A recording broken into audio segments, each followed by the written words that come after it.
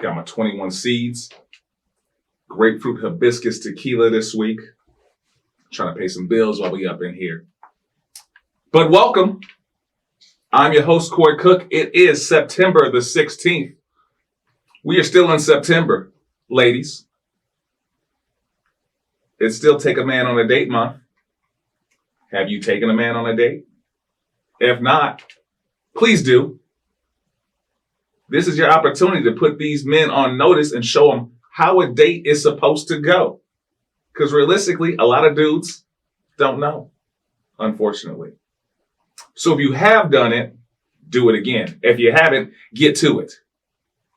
Speaking of dates,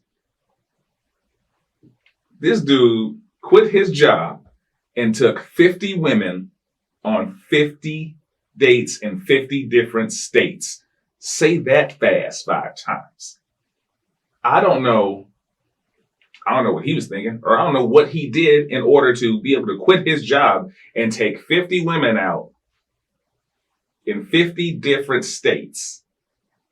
I also want to know what city these women are in.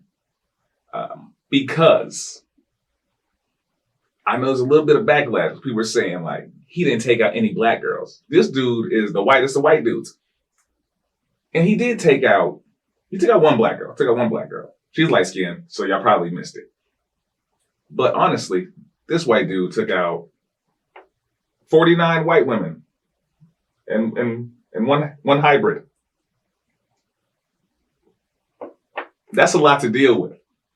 If I'm taking out 50 women, could you imagine if he took out 50 black women? 50. Dating black women is an extreme sport, so I understand. I understand why Connor didn't do it. It's tough out there. I want to know what the dates consisted of. And I want to hear the reviews of these dates from these women.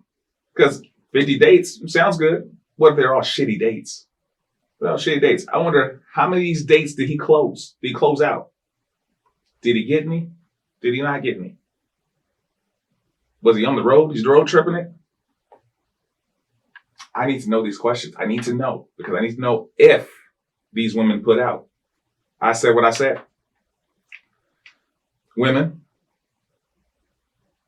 if you're going to take a man on a date, or if you allow a man to take you on a date, and violence ensues, please stay the fuck out the way. Ladies, stop jumping in these fights. When the dude you're with is in a fight, stay the fuck out the way.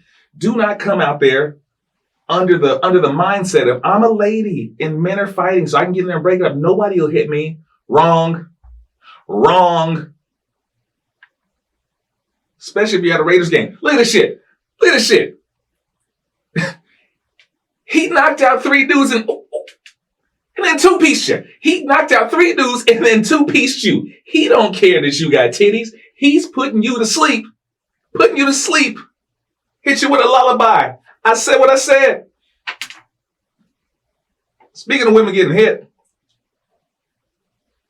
I'm not an advocate for beating women. But this woman right here, trying to spread H.I.V. to the first responders,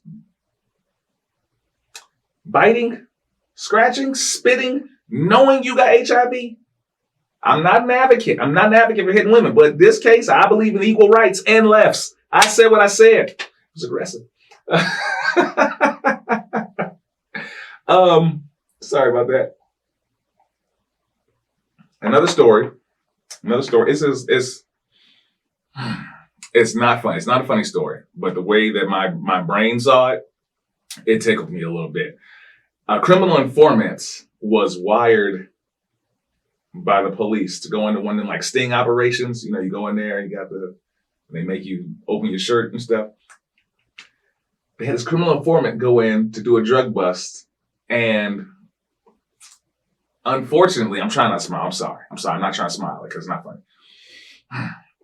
Unfortunately, the drug dealer, he forced her to give him a blowjob during the drug bust, and the cops weren't listening during this. So during this, the special code word, the cops were nowhere to be found, and he forced this lady to give him head.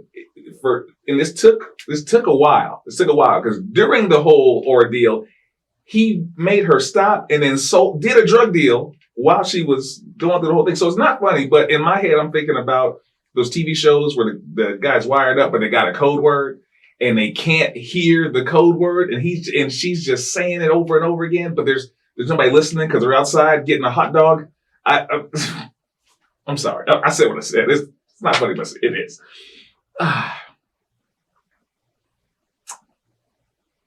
Okay. I grew up out here in Las Vegas. So I don't know if it's fortunate or unfortunate. I know a lot of women who participate in like some kind of sex work.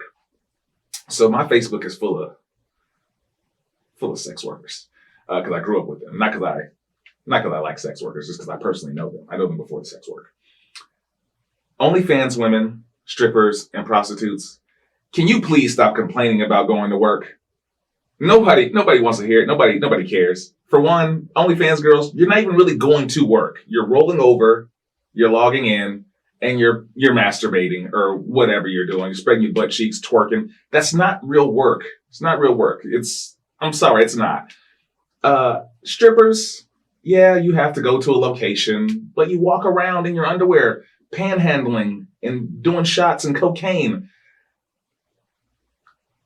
I would love to do that. I wouldn't even complain about doing a job like that. Walking around in my drawers, doing drugs, hanging out. It's not work. And prostitutes. Prostitution, oldest profession in the game. And it's so much better now because you don't even have to like walk the streets. I understand if you had to like walk the streets, you would be like, oh fuck, I hate this. It's hot. You know, I'm sweaty. Nobody wants to touch me. But you can do it. You can book your whole appointments from the comfort of your own home on the go.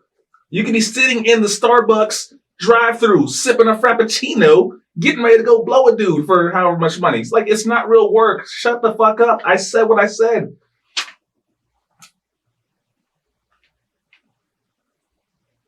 And by saying that, I say you booking your appointments. People, not just the women, people in general. We have to understand that we are, and I'll include myself in this because I don't want you guys to feel like I'm attacking you. We're overvaluing ourselves and our time. We're all trying to make it some way, shape, or form. We have hustles, you have dreams. If somebody asks you to do something, like I said, if I ask you to come out, let's shoot something, let's record something, let's make some content. Depending on who you are, don't ask me how much I'm paying you. Chances are I'm asking you because I know I can afford you. And you know how I know I can afford you? Because your value at this point is nothing. Nothing. You're not some famous person that I need to, drop a whole bunch of money on. No, we're both in this together. We're both trying to build. We're putting in the footwork. So let's do it. Don't ask me to pay you. I might give you some gas money. I might give you lunch, whatever, because your time is worth something. Unfortunately, your time is not worth what you think it is. So let's be realistic. You cannot come to anybody with a couple hundred followers talking about how much are you going to pay me? Because your couple hundred followers they're not going to do much for us. So put in the groundwork with me. Stop being delusional on what your worth is. I know everybody's got a smartphone. Everybody feels special. Everybody's got a Twitter. Everybody's got an Instagram. All the people watching your stories, they're on the toilet and they're bored. They don't really care about you. I said what I said. And if you do really, really believe that your time is worth that, do what Steve Harvey says. Trust God. Quit your job. Chase your dream. Do it. I dare you. No unemployment, no nothing. Just quit your job, walk away from your family, and pursue your dreams.